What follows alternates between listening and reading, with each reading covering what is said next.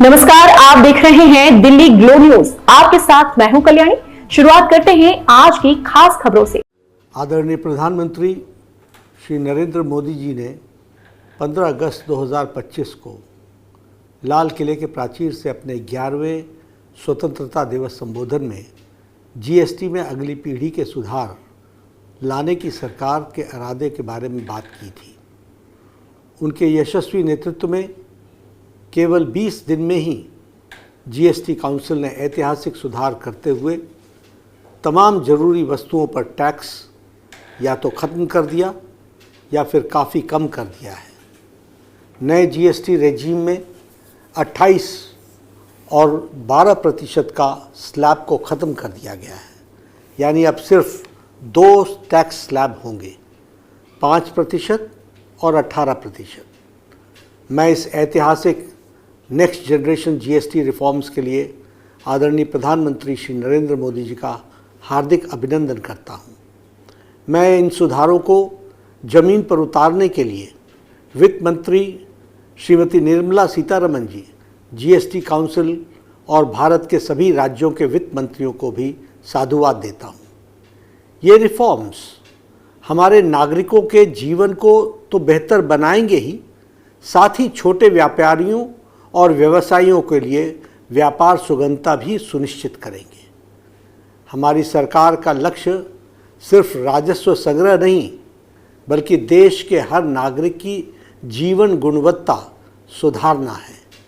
यह कदम निश्चित तौर पर देश की आर्थिक ताकत को मजबूती प्रदान करेगा और नई उम्मीदें जगाएगा। दूध, आटा सहित रोज़मर्रा की कई वस्तुओं पर जीएसटी को ज़ीरो कर दिया गया है।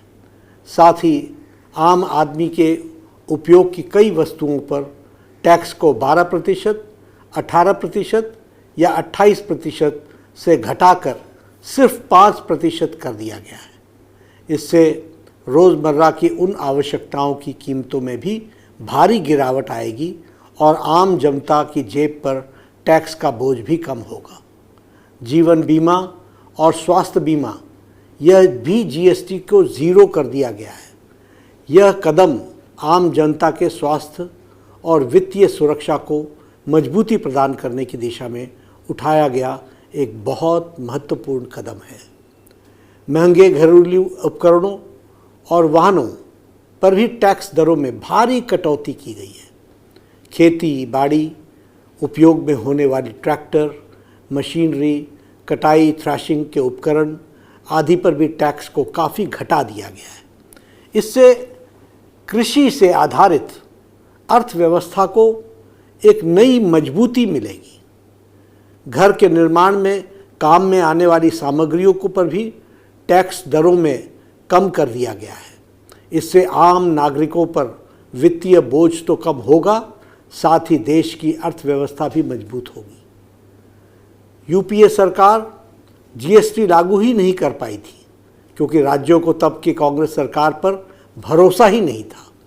उल्टे कांग्रेस सरकार वैट के माध्यम से गरीब जनता और व्यापारियों पर डाके डालती, बड़े पैमाने पर टैक्स चोरी को भी गुंजाइश बनी रहती थी, जबकि जीएसटी ने वन नेशन वन टैक्स की अवधारणा को चरितार्थ किया है। जीएसटी में सारे निर्णय आम सहमति से लिए जाते हैं। हर महीने का रिकॉर्ड जीएसटी कलेक्शन बताता है कि देश की आर्थिक समृद्धि पर तेज़ गति से अग्रसर है। कांग्रेस का दोहरा चरित्र यह भी है कि काउंसिल में तो उनके नेता समर्थन करते हैं, लेकिन बाहर राहुल गांधी उन्हीं फैसलों का विरोध करते हैं। यशस्वी प्रधानमंत्री श्री नरेंद्र मोदी जी का दृष्टिकोण अलग है। वो नागरिकों को वास्तविकता में राहत देने वाले बड़े कदम उठाना पसंद करते हैं। जीएसटी दरों में व्यापक संशोधन करके देशवासियों को दुर्गा पूजा, दशहरा और दिवाली से पहले ही प्रधानमंत्री जी ने देशवासियों को बम्पर गिफ्ट दिया है।